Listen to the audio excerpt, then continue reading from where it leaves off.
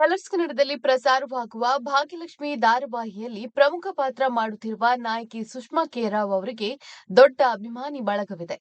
ಧಾರಾವಾಹಿಯಲ್ಲಿ ಇವರು ಮಾಡುತ್ತಿರುವ ಪಾತ್ರ ಅನೇಕ ಹೆಣ್ಣು ಮಕ್ಕಳಿಗೆ ಸ್ಫೂರ್ತಿಯಾಗಿದೆ.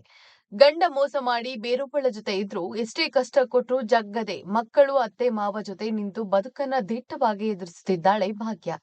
ಇದಕ್ಕಾಗಿಯೇ ಟಾಪ್ ಲಿಸ್ಟ್ ನಲ್ಲಿ ಭಾಗ್ಯಲಕ್ಷ್ಮಿ ಸ್ಥಾನ ಪಡೆದುಕೊಂಡು ಮುನ್ನುಗ್ತಾ ಇದೆ. ಇದೀಗ ಇದ್ದಕ್ಕಿದ್ದಂತೆ ಭಾಗ್ಯ ಅಲಿಯಾಸ್ ಸುಷ್ಮಾ ಧಾರಾವಾಹಿಯಿಂದ ಕೆಲ ದಿನಗಳ ಬ್ರೇಕ್ ತೆಗೆದುಕೊಂಡು ದೂರಿಗೆ ಹೊರಟಿದ್ದಾರೆ. ಎಲ್ಲಿಗೆ ಹೊರಟಿದ್ದಾರೆ ಅಂತ ಕೇಳಿದ್ರೆ ಖಂಡಿತ ನಿಮ್ಗೆ ಆಶ್ಚರ್ಯವಾಗುತ್ತೆ.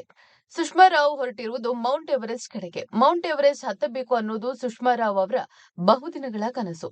ಹಾಗಂತ ಈ ಬಾರಿ ಅವರು ಹೋಗ್ತಾ ಇರೋದು ಮೌಂಟ್ ಎವರೆಸ್ಟ್ ಹತ್ತೋಕೆ ಅಲ್ಲ, ಬದಲಾಗಿ ಮೌಂಟ್ ಎವರೆಸ್ಟ್ ಬೇಸ್ ಕ್ಯಾಂಪ್ಗೆ, ಅದು ಒಂಟಿಯಾಗಿ. ಈ ಬಗ್ಗೆ ಸಾಮಾಜಿಕ ಜಾಲತಾಣದಲ್ಲಿ ಸುಷ್ಮಾ ವಿಡಿಯೋ ಹಂಚಿಕೊಂಡಿದ್ದಾರೆ. ಭಾಗ್ಯ ಅವರ ಹೊಸ ಸಾಹಸಕ್ಕೆ ಅಭಿಮಾನಿಗಳು ಕೂಡ ಸಾಥ್ ಕೊಟ್ಟಿದ್ದಾರೆ. ನೀವು ಧಾರಾವಾಹಿಯಲ್ಲಿ ಮಾತ್ರವಲ್ಲ, ನಿಜ ಜೀವನದಲ್ಲೂ ನಮಗೆ ಸ್ಫೂರ್ತಿ ಎಂದು ಮನಸಾರೆ ಹಾಡಿ ಹೋಗಲಿದ್ದಾರೆ. ಇತ್ತೀಚಿನ ಕುಂಭಮೇಳಕ್ಕೂ ಹೋಗಿ ಬಂದಿದ್ರು ಸುಷ್ಮಾ.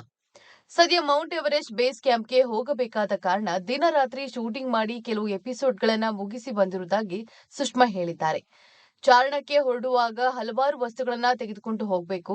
ಆದರೆ ಶೂಟಿಂಗ್ ಮಧ್ಯೆ ಬಿಡು ಸಿಗದ ಕಾರಣ ಮನೆಯವರೇ ಎಲ್ಲ ಅರೇಂಜ್ ಮಾಡಿ ಕೊಟ್ಟಿದ್ದಾರೆ. ಏನೇನು ಇದೆ ಅಂತ ಕೂಡ ನೋಡೋದಕ್ಕೂ ಟೈಮ್ ಇರಲಿಲ್ಲ, ಹಾಗೆಯೇ ಬಂದಿದ್ದೇನೆ ಎಂದಿದ್ದಾರೆ ನಟಿ. ಮೊದಲಿಗೆ ಕಠ್ಮಂಡುಗೆ ಹೋಗಿ ಅಲ್ಲಿಂದ ಎಲ್ಲೆಲ್ಲಿ ಹೋಗುತ್ತೇನೆ ಎನ್ನುವ ಮಾಹಿತಿಯನ್ನ ವಿಡಿಯೋ ಮೂಲಕ ನೀಡಿದ್ದಾರೆ. ಸುಷ್ಮಾ ಅವರು ಮೂಲತಃ ಚಿಕ್ಕಮಗಳೂರಿನ ಕೊಪ್ಪದವರು. ಬೆಂಗಳೂರು ವಿಶ್ವವಿದ್ಯಾಲಯದಿಂದ ಕಂಪ್ಯೂಟರ್ ಸೈನ್ಸ್ ಬಿಎಸ್ಸಿ ಪದವಿ ಪಡೆದಿದ್ದಾರೆ.